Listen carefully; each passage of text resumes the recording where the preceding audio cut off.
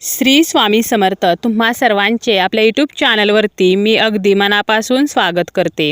तुमच्या मनातील सर्व चांगल्या इच्छा स्वामी महाराज पूर्ण करोत हीच स्वामींच्या चरणी प्रार्थना करते आणि आजच्या व्हिडिओला सुरुवात करते।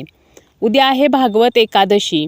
ही जी एकादशी आहे तर बघा यंदा 2 दिवसांमध्ये एकादशी तिथी आलेली आहे, जिला आपण पापांकुशा किंवा पाशकुशा एकादशी म्हणून ओळखत असतो।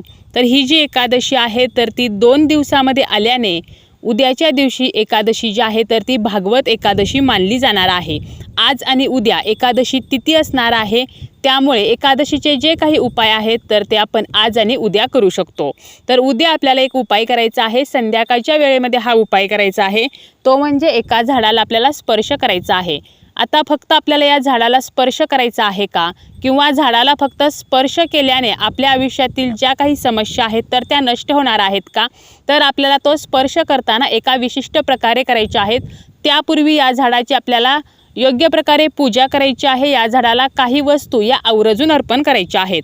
तर आपण झाडाची पूजा कशी करायची, कोणत्या झाडाची पूजा करायची, त्याचप्रमाणे कोणत्या वस्तू अर्पण करायच्या आहेत, एक वस्तू जी आहे तर ती आवर्जून अर्पण करायची आहे। त्याचप्रमाणे आपण झाडाला स्पर्श कधी करायचा आहे आणि स्पर्श करताना आपल्याला काय म्हणायचं आहे याबद्दलची संपूर्ण माहिती आपण आजच्या या व्हिडिओमध्ये पाहणार आहोत। व्हिडिओला सुरुवात करण्या अगोदर तुम्ही जर चॅनलवरती नवीन असाल तर चॅनलला सबस्क्राईब करा। व्हिडिओतील माहिती आवडली तर व्हिडिओला लाईक करा। उद्या आहे भागवत एकादशी आणि एकादशी म्हटलं की प्रत्येक एकादशी तिथी जी आहे तर ती श्रीहरी विष्णूंना समर्पित असते। या दिवशी आपण विष्णूंची विधिवत पूजा करत असतो, विष्णूंच्या मूर्तीला विधिवत अभिषेक घालत असतो। तुमच्याकडे विष्णूंचा फोटो नसेल किंवा मूर्ती नसेल तर विष्णूंच्या कोणत्याही अवताराची आपण या दिवशी पूजा करू शकतो। विठ्ठलांची पूजा करू शकतो, बाळकृष्णांची पूजा करू शकतो। त्याचप्रमाणे या दिवशी आपण जो विष्णूंना नैवेद्य दाखवत असतो तर त्यावरती आवर्जून तुळशीपत्र ठेवायचं आहे, कारण तुळशीच्या पानाशिवाय विष्णू नैवेद्य जो आहे तर तो स्वीकारत नाहीत। तर आपण विधिवत पूजा तर करायचीच आहे, पण त्याचप्रमाणे काही उपायसुद्धा करायचे आहेत आणि यापैकीच एक उपाय म्हणजे आपल्याला एका झाडाला स्पर्श करायचा आहे आणि हे झाड म्हणजे पिंपळाचे झाड। पिंपळ वृक्ष जो आहे तर यामध्ये श्रीहरी विष्णूंचा वास आहे, त्याचप्रमाणे माता लक्ष्मीचा सुद्धा वास आहे। ज्या ज्या ठिकाणी विष्णू असतात तेथे तेथे माता लक्ष्मी ही आपोआप येत असते। तर एवढं महत्त्व या पिंपळाच्या झाडाला आहे आपल्या हिंदू धर्मामध्ये। ज्याप्रमाणे आपण बेलाचं झाड महत्त्वाचं मानतो, शमी वृक्षाला सुद्धा महत्त्व दिले गेलेले आहे, तर तेवढेच धार्मिक महत्त्व हे पिंपळ वृक्षाला सुद्धा आहे। आपल्याला काय करायचं आहे, आपल्या आयुष्यामध्ये ज्या काही समस्या आहेत तर त्यातील कोणत्याही समस्येसाठी आपण हा उपाय करू शकतो। त्याचप्रमाणे पिंपळ वृक्षाची पूजा केल्यामुळे सर्वात महत्त्वाचं म्हणजे आपला जो काही पितृदोष आहे किंवा कुंडलीमध्ये शनिदोष असेल, राहू केतूचे दोष असतील तर ते सुद्धा नष्ट होत असतात। एवढं महत्त्व या पिंपळाच्या झाडाला आहे। संध्याकाळच्या वेळेला म्हणजेच तिन्ही सांजेच्या वेळेला 6:30 ते 7:30 या वेळेमध्ये आपल्याला हा जो उपाय आहे तर तो करायचा आहे।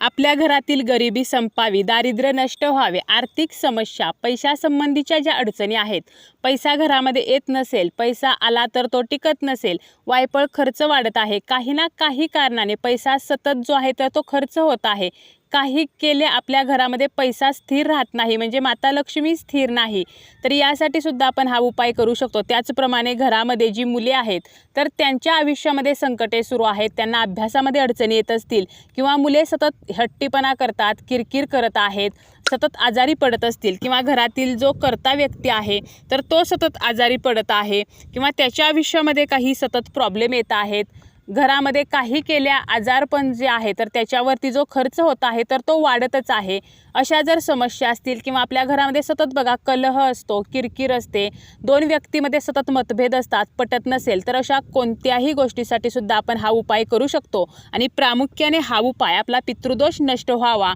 आणि आपला शनिदोष नष्ट व्हावा तर यासाठी करायचा आहे, कारण पिंपळाच्या झाडामध्ये आपल्या पितरांचे सुद्धा वास्तव्य असते आणि आपल्याला जर आपल्या पूर्वजांचा आशीर्वाद प्राप्त झाला तर आपल्या आयुष्यामध्ये आपली प्रगती होत असते। आणि म्हणूनच उद्या भागवत एकादशीच्या दिवशी संध्याकाळी आपल्याला पिंपळाच्या झाडाजवळ जायचं आहे। जाताना आपल्याला 1 तांब्याभर पाणी, त्यामध्ये तुम्ही चमच्याभर दूध टाकायचं आहे, थोडीशी साखर टाकायची आहे किंवा तुम्ही दूध नाही टाकलं फक्त साखर टाकली तरी चालेल। त्यासोबत आपल्याला एक चौमुखी कणकेचा दिवा तयार करून घ्यायचा आहे, ज्यामध्ये आपल्याला 4 वाती घालायच्या आहेत आणि यामध्ये आवर्जून आपल्याला तिळाचं किंवा मोहरीचंच तेल वापरायचं आहे। आपल्याला पिंपळ वृक्षाजवळ जाताना अजून एक गोष्ट न्यायची आहे, ते म्हणजे आपल्याला थोडेसे काळे उडीद किंवा काळे तीळ आपल्याला घेऊन जायचं आहे। तेथे गेल्यानंतर आपल्याला सर्वप्रथम दिवा जो आहे तर तो प्रज्वलित करायचा आहे। आपण जो चौमुखी दिवा नेलेला आहे तर हा दिवा आपल्याला लावायचा आहे, परंतु दिवा ठेवताना डायरेक्ट न ठेवता थोडेसे तांदूळ ठेवून किंवा फुलांच्या पाकळ्या ठेवून त्यावरती हा दिवा ठेवायचा आहे। दिवा प्रज्वलित करायचा, दिव्याला हळदी कुंकू अक्षता फूल अर्पण करायचं आहे। यानंतर आपल्याला पिंपळ वृक्षाला जल जे आहे तर ते अर्पण करायचं आहे। जे आपण तांब्याभर पाणी नेलेलं आहे तर ते अर्पण करायचं आहे। त्यानंतर पिंपळ वृक्षाची आपल्याला पूजा करायची आहे, अगरबत्ती वगैरे लावायची आहे, धूप लावायचं आहे, फुले अर्पण करायची आहेत। त्यानंतर आपल्याला गंध अक्षता जे काही आहे तर ते सर्व आपल्याला त्या झाडाला अर्पण करून पिंपळाच्या झाडाची पूजा करून घ्यायची आहे। यानंतर आपल्याला आपण जे काळे उडीद किंवा काळे तीळ नेलेले आहेत तर ते उजव्या हातामध्ये घ्यायचे आहेत आणि तुम्हाला विष्णू सहस्रनाम जे आहे तर ते म्हणायचं आहे। विष्णू सहस्रनाम म्हणणे शक्य नसेल तर तुम्हाला 108 वेळेला ओम नमो भगवते वासुदेवाय हा मंत्र म्हणायचा आहे आणि हे उजव्या हातातील काळे उडीद किंवा काळे तीळ आपल्याला या पिंपळ वृक्षाला अर्पण करायचे आहेत। यामुळे काय होणार आहे तर आपले पूर्वज जे आहेत तर ते प्रसन्न होतील, त्यासोबतच आपल्याला विष्णूंचा सुद्धा आशीर्वाद मिळणार आहे। तर अशा प्रकारे आपल्याला ही वस्तू अर्पण करायची।